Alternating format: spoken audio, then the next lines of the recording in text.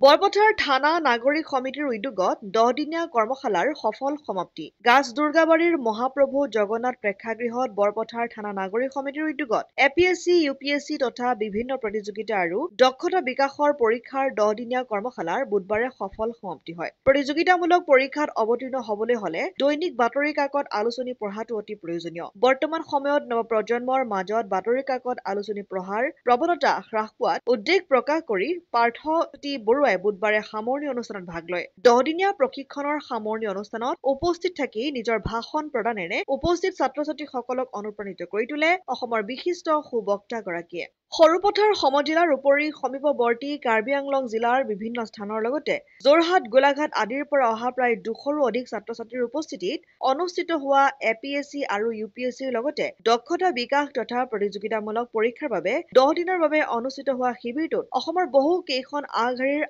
IAS অনুষ্ঠানৰ বহু কেইগৰাকী প্ৰশিক্ষকে পাঠদান আগবঢ়ায়। ডুমডুমা সমজিলাৰ আৰক্ষী অধীক্ষক দিগন্ত দত্ত, তেজপুৰৰ বিক্ৰীৰ কৰ পৰিদৰ্শক সৌৰভ বৰদলৈ, যোৰহাটৰ প্ৰশিক্ষক বিতু আগৰৱালা, 2019 চনৰ 10 নম্বৰ স্থান পোৱা পুনম গগৈ আদিয়ে পাঠদান আগবঢ়ায়। বুধবাৰে সামৰণি অনুষ্ঠানত অংশগ্ৰহণ কৰা প্ৰতিগৰাকী ছাত্ৰ-ছাত্ৰীক একোখনকৈ প্ৰমাণপত্ৰ প্ৰদান কৰা হয়। বৰপথাৰ থানাৰ নাগৰিক সমিতিয়ে যিটো উদ্যোগ লৈছে এপিএছচি, ইউপিএছচি কৰ্মশালা অনুষ্ঠিত কৰি এইটো নিশ্চিতভাৱে খুব প্ৰশংসনীয় এটা কাম। গৰমৰ বন্ধত বিভিন্ন ধৰণৰ কৰ্মশালা অনুষ্ঠিত হয়, নাচ গানৰ কৰ্মশালা, নাটকৰ কৰ্মশালা।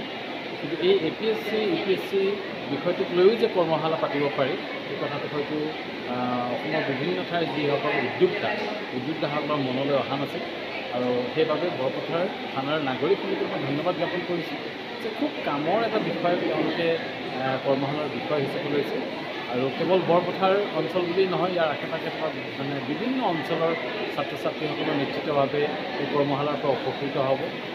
আপোনালোকে বিভিন্ন ঠাইৰ বিশেষজ্ঞসকলক নিমন্ত্ৰণ কৰি আনিছে, অনুপ্ৰেৰণামূলক বক্তাসকলক নিমন্ত্ৰণ কৰি আনিছে আৰু এইবাৰ প্ৰথম আৰম্ভণি হৈছে। ইয়াৰ পাছত এই কামটো কেনেবাকৈ অৱধাৰিতভাৱে কৰিব পৰা যায়। সৰুপথাৰৰ পৰা পৰাণ গোস্বামীৰ ৰিপৰ্ট, অসম আদিত্য।